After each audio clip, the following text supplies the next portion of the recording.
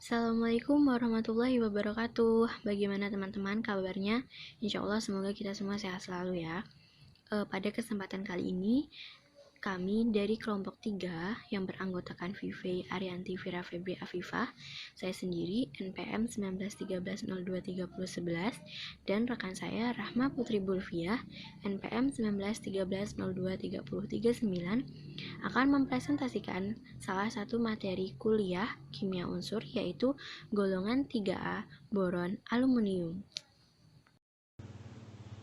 Hai, saya Vivay Arianti Vira Febri Afifah, NPM 1913023011. Di sini saya akan mempresentasikan logam golongan 3A atau biasa disebut juga dengan keluarga boron. Seperti yang sudah kita ketahui bahwa logam-logam di golongan 3A atau unsur-unsur yang ada di golongan 3A itu ada boron, ada aluminium, ada gallium, ada indium, dan juga ada thallium.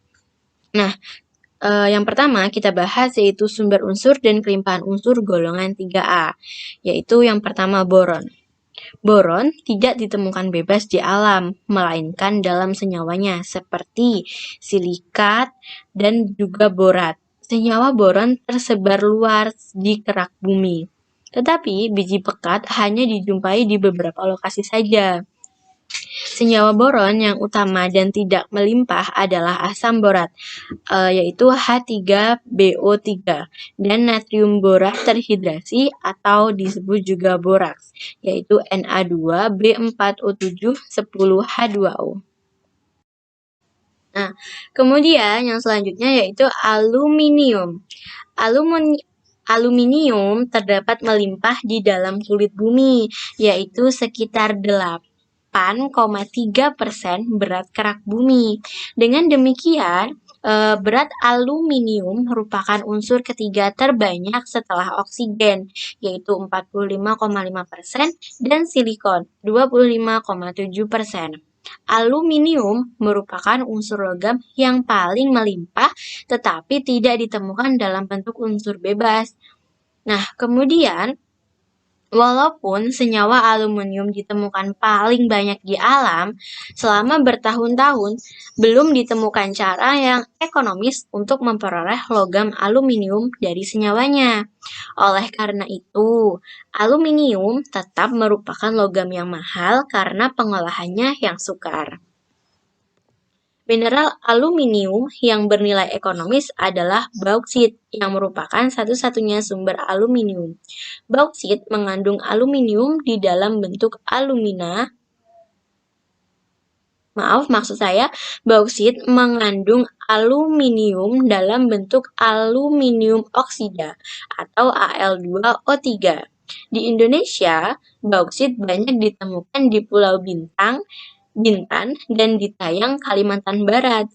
Aluminium atau Al adalah unsur logam yang biasa dijumpai dalam kerak bumi yang terdapat dalam batuan seperti feldspar dan juga mika.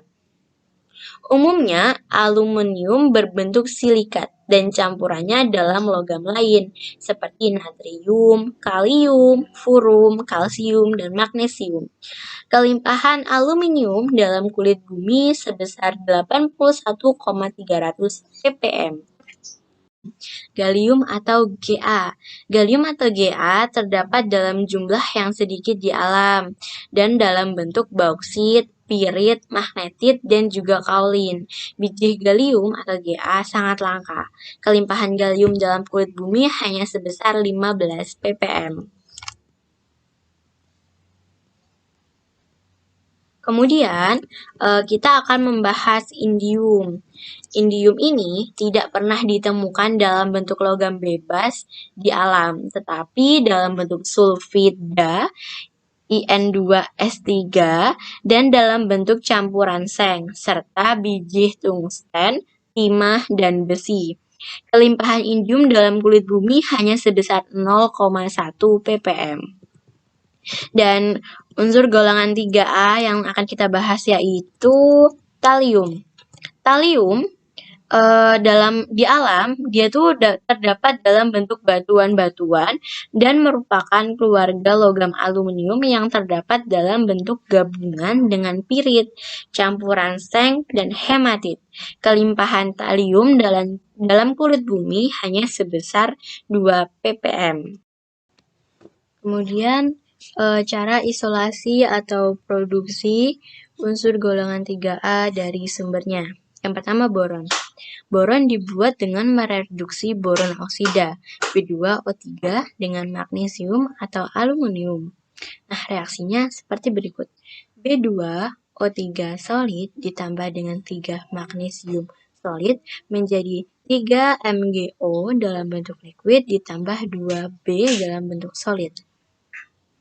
Boron tidak terlalu banyak diproduksi dalam laboratorium karena telah dapat diperoleh secara komersial. Secara umum, boron berasal dari tourmaline, boraks, Na2B4O5OH48H2O, dan kernite, N2B4O5OH42H2O. Boron susah diperoleh dalam bentuk murni karena titik lelehnya yang tinggi, yaitu sekitar 2250 derajat Celcius, dan sifat korosif cairannya. Boron dibuat dalam kemurnian 95-98%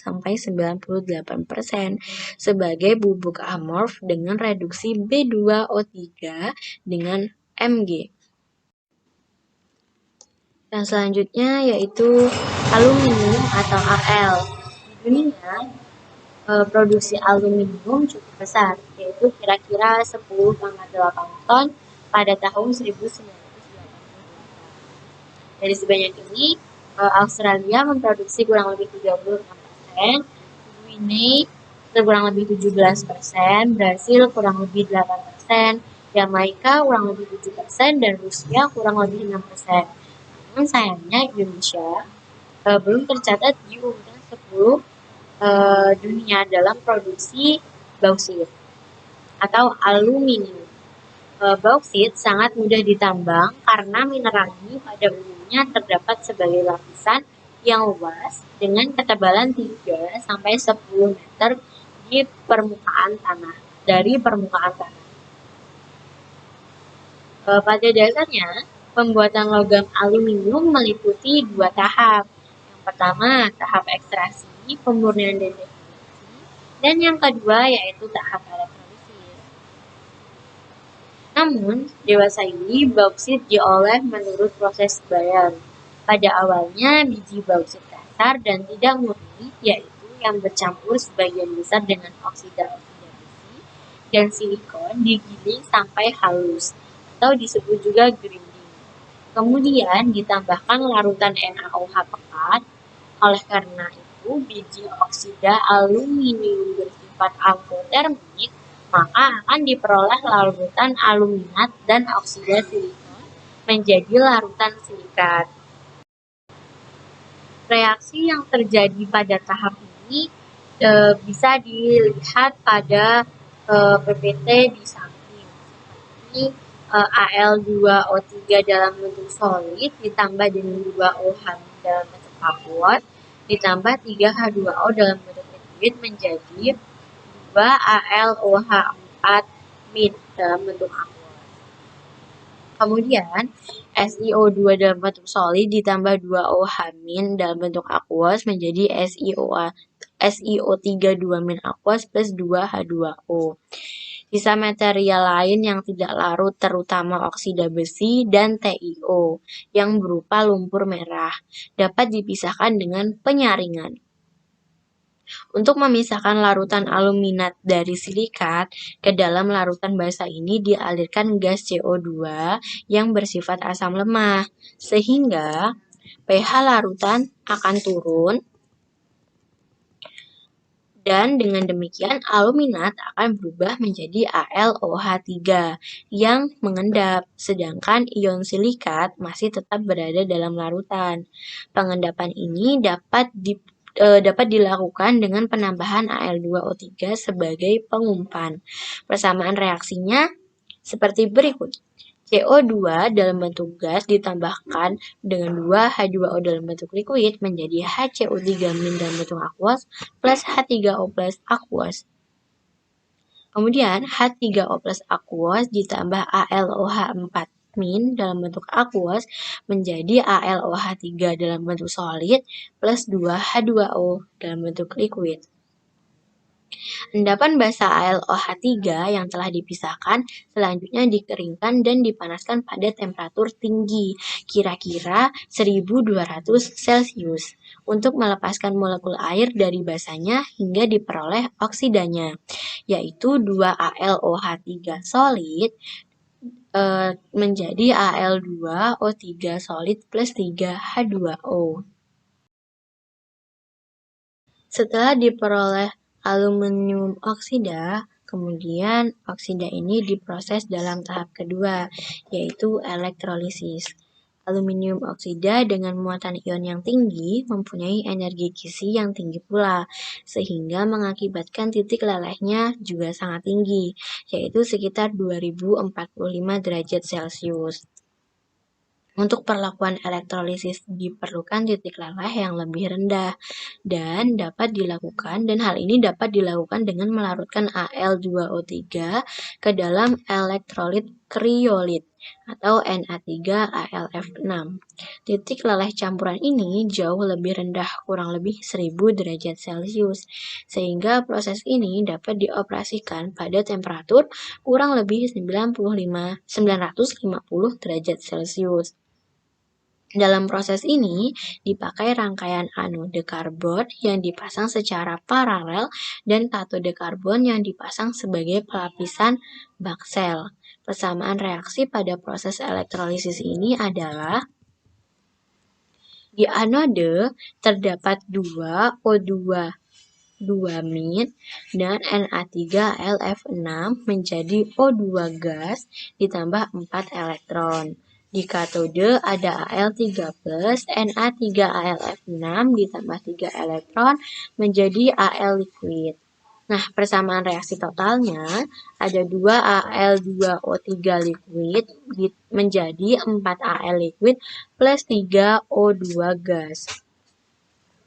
Oksigen yang dihasilkan pada proses dengan temperatur tinggi ini dapat bereaksi dengan anode karbon, menghasilkan gas CO dan CO2, sehingga lama-kelamaan anode karbon semakin berkurang dan harus diganti dengan yang baru secara periodik. Lelehan logam aluminium hasil elektrolisis ini titik lelehnya sekitar kurang lebih 660 derajat Celcius. Pengumpulan pada bagian dasar baksel sehingga mudah untuk dikeluarkan. Al2O3 yang baru dapat ditambahkan sehingga proses berlanjut terus. Dengan proses seperti ini dapat diperoleh logam aluminium dengan kemurnian yang tinggi, yaitu antara 99,8 sampai 99,9%. Proses elektrolisis ini membutuhkan energi listrik yang sangat tinggi, yaitu arus listrik kurang lebih 3,5 kali 10 pangkat 4 ampere pada 6 volt. Dan oleh karena itu, proses ini mempunyai nilai ekonomis yang tinggi, hanya jika energi listrik murah.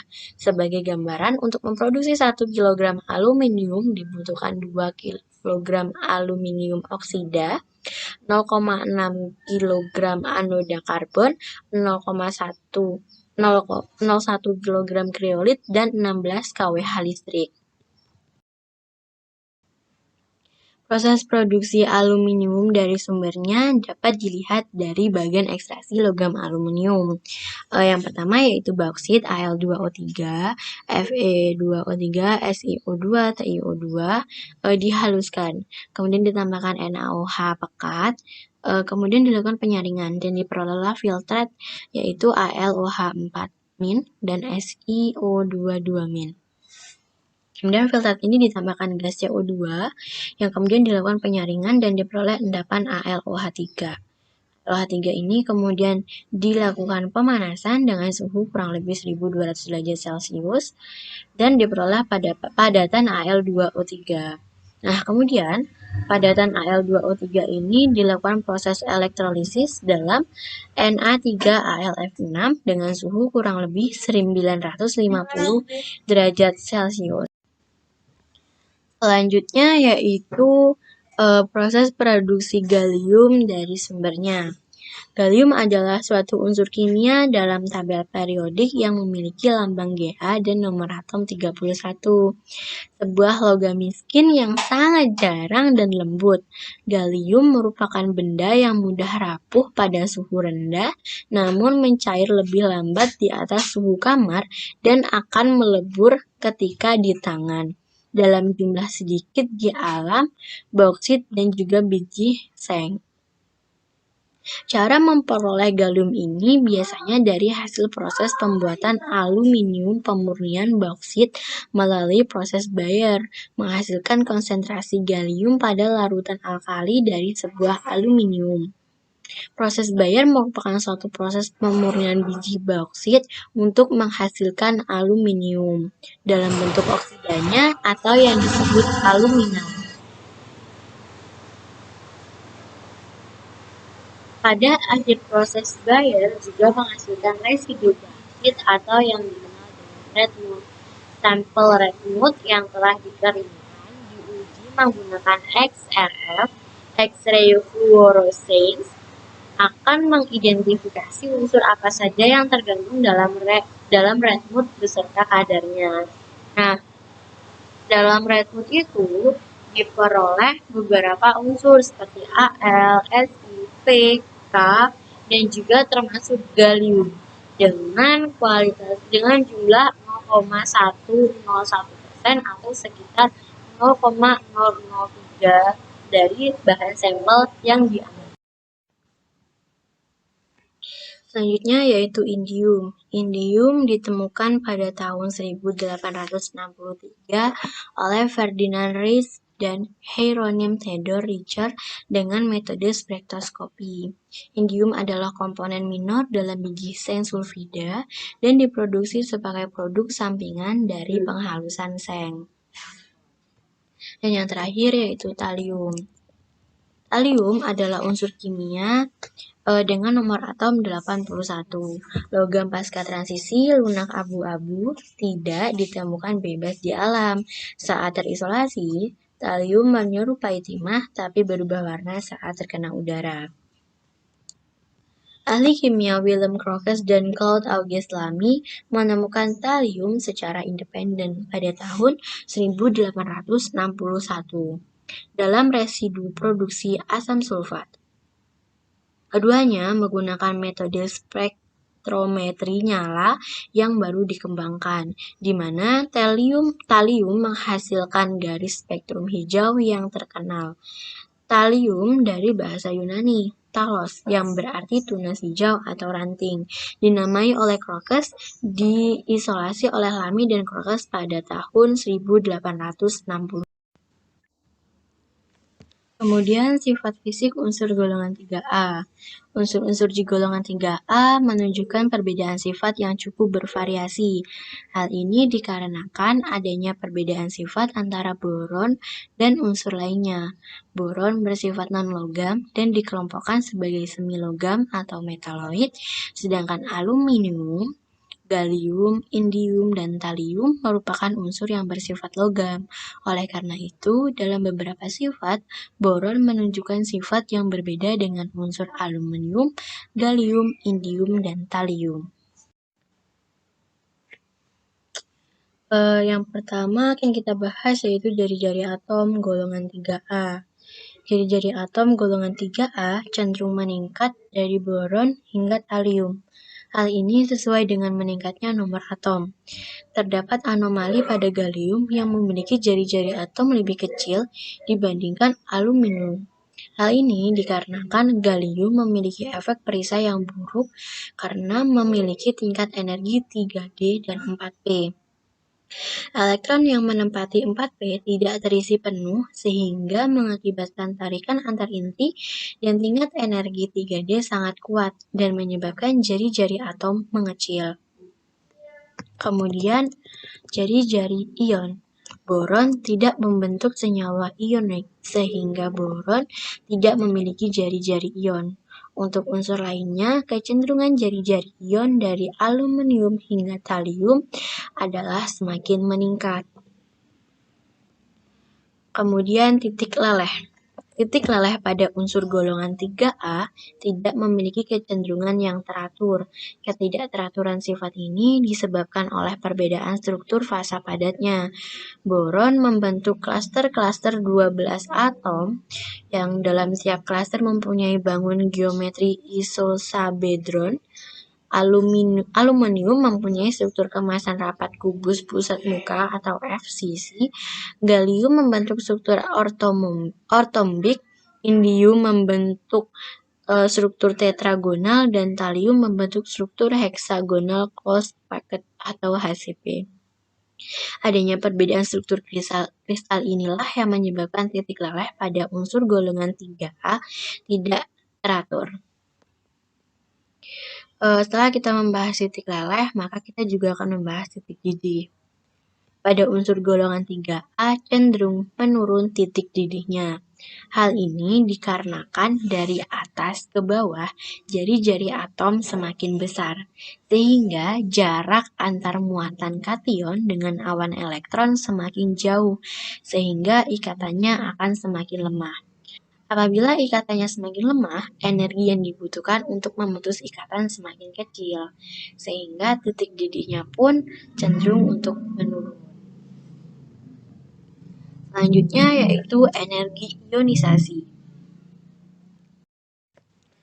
Energi ionisasi pada unsur golongan 3A cenderung meningkat, namun dapat dilihat bahwa boron memiliki energi ionisasi yang sangat tinggi.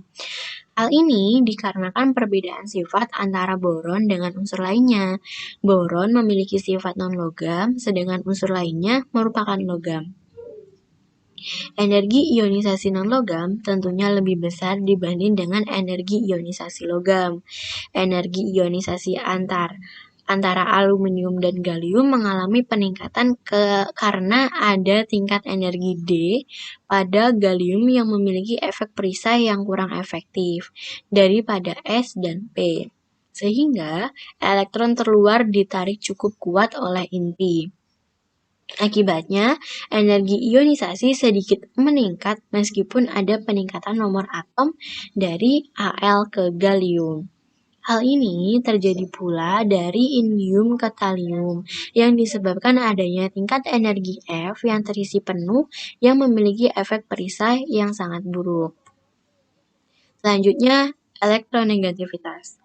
Elektronegativitas untuk unsur-unsur golongan 3A cenderung meningkat dari boron ke talium. Hal ini tentu dikarenakan adanya perbedaan ukuran atom. Kemudian, afinitas elektron. Afinitas elektron pada unsur-unsur golongan 3A cenderung menurun dalam satu golongan dari atas ke bawah. Hal ini dikarenakan pada Al hingga talium memiliki nomor atom yang semakin besar, sehingga membuat jarak inti ke tingkat energi terluar semakin jauh. Sehingga kemampuan daya tarik inti untuk berikatan dengan elektron lain semakin lemah. Berikutnya yaitu densitas dari unsur golongan 3A yang cenderung meningkat dari boron hingga talium, seiring dengan bertambahnya nomor atom.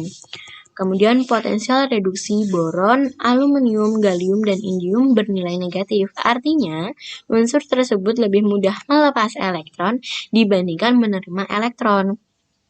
Aluminium memiliki potensial reduksi negatif yang paling besar, sehingga aluminium merupakan logam yang paling reaktif dibandingkan unsur-unsur lainnya.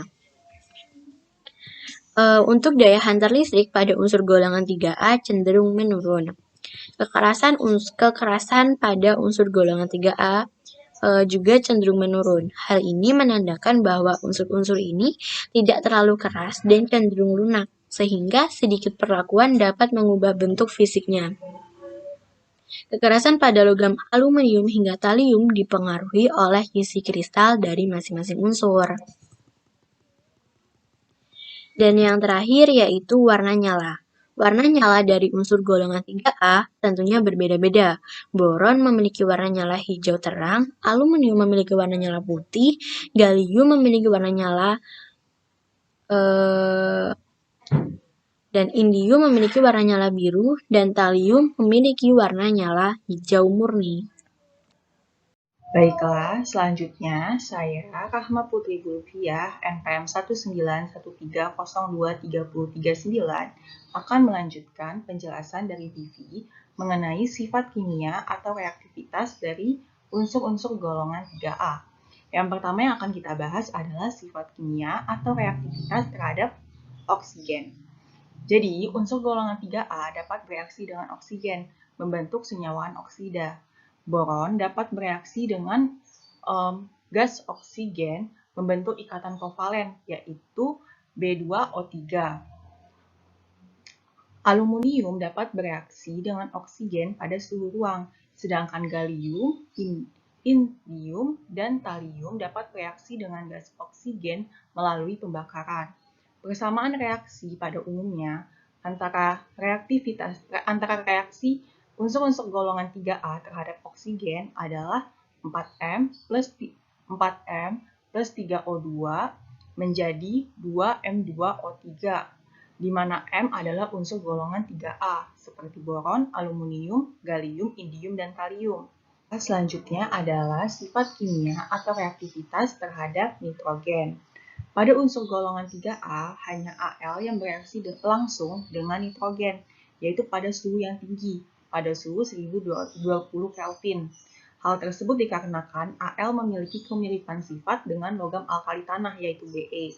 Adapun reaksi yang terjadi adalah 2Al dalam wujud solid plus N2 dalam wujud gas menjadi 2AlN. Selain itu, boron juga dapat bereaksi dengan nitrogen. Tetapi yang bereaksi dengan nitrogen adalah boron trioksida atau B2O3 dengan NH3 menghasilkan boron nitrida dan juga gas H2O. Selanjutnya adalah sifat kimia atau reaktivitas unsur-unsur golongan 3A terhadap hidrogen.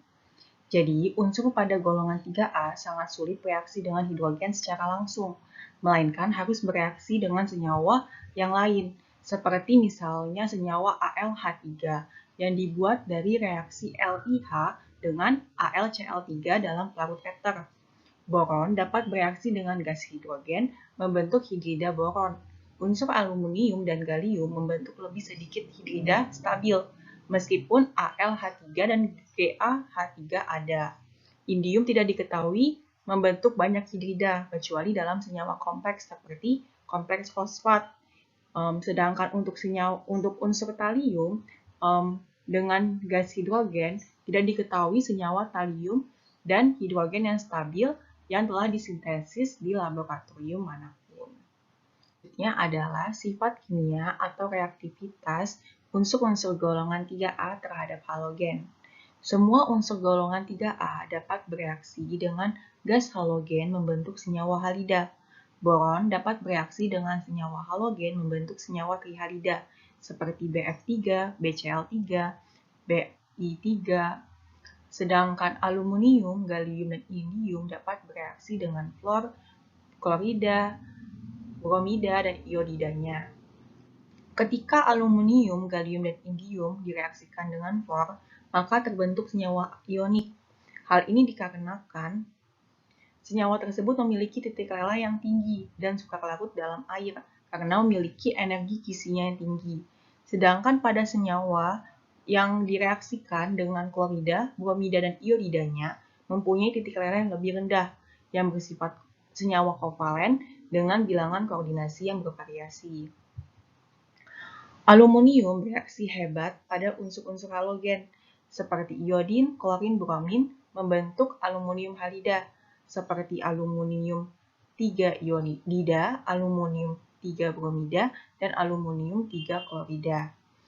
Pada umumnya, reaksi yang terjadi antara unsur golongan 3A dengan halogen adalah 2M plus 3X menjadi 2MX3.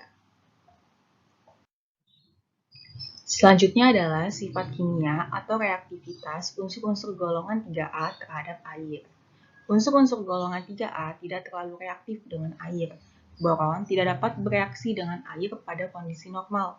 Aluminium dapat bereaksi dengan air sesuai dengan persamaan reaksi berikut, yaitu 2 aluminium dalam wujud solid ditambah atau direaksikan dengan 6H2O dalam wujud liquid menghasilkan 2 aluminium hidroksida dalam wujud aquos dan juga gas hidrogen. Senyawa aluminium, gallium, dan indium bereaksi lambat dengan air. Logam talium memudar dengan lambat dalam air atau larut dalam air menghasilkan racun talium 1 hidroksida. Selanjutnya adalah sifat kimia atau reaktivitas unsur-unsur golongan 3A terhadap asam atau basa. Boron dapat bereaksi dengan asam nitrat dan asam sulfat menghasilkan asam borat sesuai dengan persamaan reaksi. Boron dalam wujud solid direaksikan dengan asam nitrat 3HNO3 dalam wujud aquos menjadi BOH3 dalam wujud aquos atau asam borat dan juga gas nitrogen dioksida. Sedangkan boron amorf bereaksi dengan larutan alkali pekat dengan reaksi 2 boron dalam wujud amorf ditambah dengan 2 NaOH ditambah dengan 6H2O menghasilkan 2 NaBOH4 dalam wujud aquos dan juga 3 gas hidrogen. Selanjutnya adalah sifat kimia atau reaktivitas aluminium terhadap asam atau basa. Aluminium bersifat amfoter atau aluminium dapat bereaksi dengan asam maupun basa. Reaksi dengan asam yaitu 2 aluminium dalam wujud solid ditambah dengan 6 HCl dalam wujud aquos menghasilkan 2 Al3+ dalam wujud aquos plus 6 Cl- dalam wujud aquos plus 3H2 dalam wujud gas. Sedangkan reaksi dengan basa pada umumnya yaitu 2 aluminium dalam wujud solid ditambah dengan 2 NaOH dalam wujud aquos ditambah 6H2O menghasilkan 2 Na+ dalam wujud aquos plus 2 AlOH4- plus 3H2 dalam wujud gas. Selanjutnya adalah sifat kimia atau reaktivitas gallium, indium, dan talium terhadap asam atau basa. Gallium dapat bereaksi dengan basa sesuai dengan persamaan reaksi Ga2O3 plus 2OH- menghasilkan 2 GaOH4- atau GaOH3 plus OH- menghasilkan GaOH4-. Sedangkan indium hanya larut perlahan oleh H2SO4 atau asam klorida. Reaksinya yang terjadi adalah 2 indium dalam wujud solid direaksikan atau dilarutkan dalam 6 HCl atau asam klorida menjadi 2 indium klorida atau InCl3 plus gas hidrogen. Dan talium hanya larut sangat lambat dengan asam sulfat atau asam klorida. Indium dan talium tidak dapat bereaksi dengan basa karena tidak bersifat amfoter seperti aluminium. Pembahasan yang selanjutnya adalah reaktifan unsur-unsur golongan 3A dibandingkan dengan logam alkali dan alkali tanah. Jika kita lihat, logam alkali memiliki muatan +1, sedangkan alkali tanah memiliki muatan +2. Nah, bila kita bandingkan dengan unsur golongan 3A yang memiliki muatan +3, maka unsur-unsur golongan 3A menunjukkan tingkat oksidasi +3, yang artinya unsur golongan 3A harus melepaskan 3 elektron agar dapat bereaksi dengan unsur lainnya. Nah, berdasarkan hal tersebut, kita dapat lihat bahwa unsur golongan 3A sangat sulit untuk melepaskan elektron tersebut bila dibandingkan dengan logam alkali dan alkali tanah. Sehingga, bila dibandingkan dengan logam alkali dan alkali tanah, unsur-unsur pada golongan 3A tidak sereaktif logam alkali dan alkali tanah. Karena kereaktifan suatu unsur bergantung pada kecenderungan suatu unsur untuk melepas atau menarik elektron. Baiklah, selanjutnya yang akan kita bahas adalah senyawaan-senyawaan dari unsur golongan 3A. Yang kita bahas pertama adalah senyawaan hidrida. Unsur-unsur golongan 3A tidak dapat membentuk secara langsung dengan tidak dapat membentuk senyawa hidrida secara langsung dengan hidrogen, tetapi harus direaksikan terlebih dahulu dengan senyawa lainnya agar dapat terbentuk senyawa hidrida.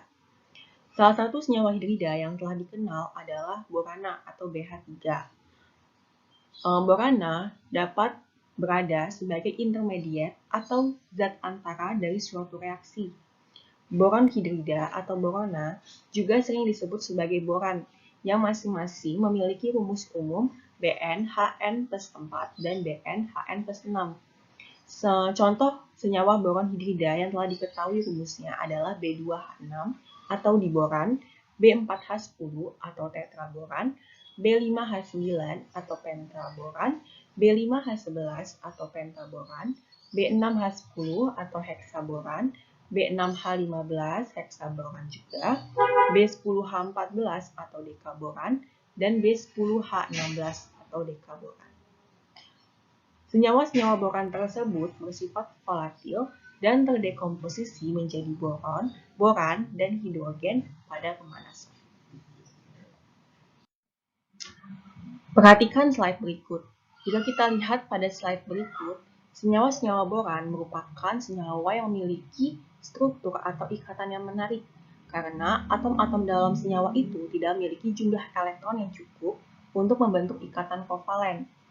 Untuk menjawab struktur atau ikatan yang ada pada senyawa boran, Longuet and Higgins mengusulkan konsep ikatan tunggal elektron atau elektron deficiency, yaitu 3 pusat 2 elektron, or 3 center 2 elektron, yang biasa disingkat dengan 3C 2E untuk jenis ikatan tersebut. Sebagai contohnya adalah dalam molekul di boran ini, yang terdapat 12 elektron yang terlibat dalam pembentukan ikatan kovalen antara boron dengan hidrogen, yaitu 6 elektron yang berasal dari 2 atom boron dan 6 elektron yang berasal dari 6 atom hidrogen. Tetapi jika kita lihat pada struktur ini, seakan-akan senyawa ini memiliki 16 elektron. Mengapa hal tersebut bisa terjadi? Karena dalam struktur tersebut terdapat 2 atom boron dan 4 atom hidrogen yang berada di sisi kanan dan di sisi kirinya, yang berada dalam satu bidang datar yang tegak lurus terhadap bidang. 4 ikatan boron hidrogen ini pada sisi kanan dan sisi kirinya merupakan ikatan kovalen normal, yaitu memiliki 2 pusat 2 elektron. Lain halnya pada kedua atom hidrogen yang di tengah yang berikatan dengan kedua atom boron, yaitu kedua atom H terikat oleh 2 atom boron di sebelah kanan dan di sebelah kirinya, sehingga masing-masing hanya melibatkan 2 elektron yang digunakan bersama antara 3 atom. Jenis ikatan ini dikenal dengan ikatan 2 elektron dengan 3 pusat atau ikatan tunggal elektron, 3 center 2 elektron. Pada senyawa halida lainnya, hanya aluminium dan gallium hidrida yang diketahui. Senyawa hidrida pada aluminium dan gallium tidak dipoles secara langsung, melainkan harus direaksikan dengan senyawa lainnya. Seperti contohnya pada aluminium, yaitu yang didapatkan dari reaksi lithium hidrogen dalam wujud liquid plus AlCl3 dalam wujud liquid menghasilkan AlH3n dalam wujud solid plus LiAlH4 dalam wujud solid. Reaksi tersebut membentuk polimer. Pada gallium juga dapat membentuk polimer sampai N sama dengan 4. Sedangkan thallium dan indium tidak dapat membentuk polimer. Pembentukan polimer melalui jembatan hidrogen serta melalui ikatan tunggal elektron yang dijelaskan pada struktur boran tadi. Unsur-unsur golongan 3A dapat membentuk senyawa anhalida, yaitu reaksi antara unsur-unsur golongan 3A dengan halogen atau unsur halogen, sesuai dengan reaksi 2B solid plus 3X2 gas menjadi 2BX3 gas, di mana B merupakan unsur golongan 3A. Beberapa senyawa halida dari unsur golongan 3A yang diketahui adalah BCl3, AlF3, AlCl3, Al2Br6, GAF, TlF3, dan unsur-unsur lainnya. Selain senyawa anhidrida dan senyawa halida, unsur-unsur golongan 3A juga dapat membentuk senyawa oksida. Boron dapat membentuk senyawa boron trioksida atau BO3 dengan struktur segitiga planar dan BO4 dengan struktur tetrahedral. Aluminium hanya memiliki satu bentuk oksida, yaitu Al2O3 atau alumina. Namun, aluminium itu memiliki Al2O3 atau alumina ini memiliki dua bentuk, yaitu alfa Al2O3 dan juga gamma Al2O3. Gallium membentuk dua oksida, yaitu Ga2O3 dan Ga2O. Indium dapat membentuk oksida yang mirip dengan alumina, yaitu In2O3 atau indium oksida.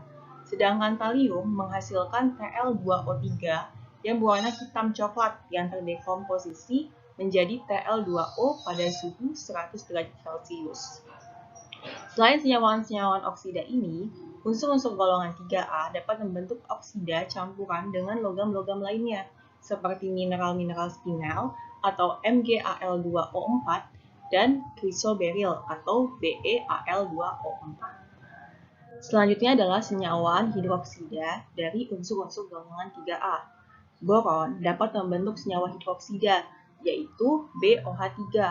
Namun perlu diingat bahwa senyawa ini bukan bersifat basa, melainkan asam lemah monobasis yang mudah larut dalam air. BOH3 merupakan asam lewis yang menerima pasangan elektron bebas dari OH- membentuk BOH4-. Aluminium hanya memiliki satu macam senyawa hidroksida, yaitu AlOH3. Gallium tidak memiliki senyawa hidroksida, sedangkan indium memiliki senyawa hidroksida yang berupa InOH3. Talium memiliki tingkat oksidasi yang stabil pada muatan positif 1, maka hidroksidanya berupa TlOH. Bahasan yang selanjutnya adalah kelarutan garam golongan 3A dalam air. Faktor untuk menentukan kelarutan garam golongan 3A dalam air adalah KSP atau nilai kelarutannya. Nilai kelarutan pada garam reaksi antara unsur golongan 3A dengan gas klor atau klorida dapat dilihat pada tabel berikut. Garam borat merupakan garam asam lemah sehingga mengalami hidrolisis jika dilarutkan dalam air. BCl3 juga mengalami hidrolisis dalam air.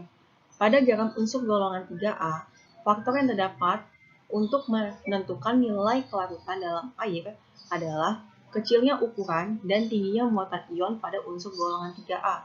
Unsur golongan 3A memiliki muatan ion plus 3 dan juga tingginya energi hidrasi. Jika unsur golongan 3A bergabung dengan anion kecil yang bermuatan tinggi, maka tingginya energi kisi yang dihasilkan pada padatannya menyebabkan senyawa ini sukar larut dalam air. Contohnya ialah Al2O3. Bahkan AlF3 yang merupakan gabungan dari Al3+ dengan anion F- bervalensi 1 menunjukkan kelarutan dalam air yang rendah, sekitar 0,07 molar. Jika dibandingkan dengan AlCl3, AlBr3, dan AlI3 yang mempunyai sifat kovalen, maka senyawa tersebut sangat larut dalam air. Selanjutnya kita akan membahas tentang kegunaan unsur dan senyawaan pada golongan 3A. Yang pertama adalah kegunaan unsur dan senyawa boron. Boron digunakan sebagai bahan dalam pembuatan paduan logam, karena boron itu memiliki sifat kekerasan dalam struktur kristalnya yang sangat besar. Boron juga digunakan dalam bidang elektronika karena memiliki sifat semikonduktor. Senyawa boron yang paling dikenal adalah boraks.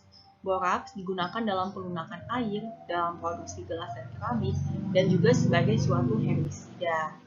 Selain itu, senyawa boron yang dikenal adalah asam borat yang digunakan sebagai insektisida, terutama untuk membasmi kecoa dan sebagai antiseptik.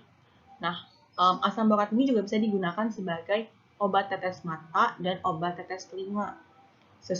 Tentunya sesuai dengan anjuran dan dosis dokter.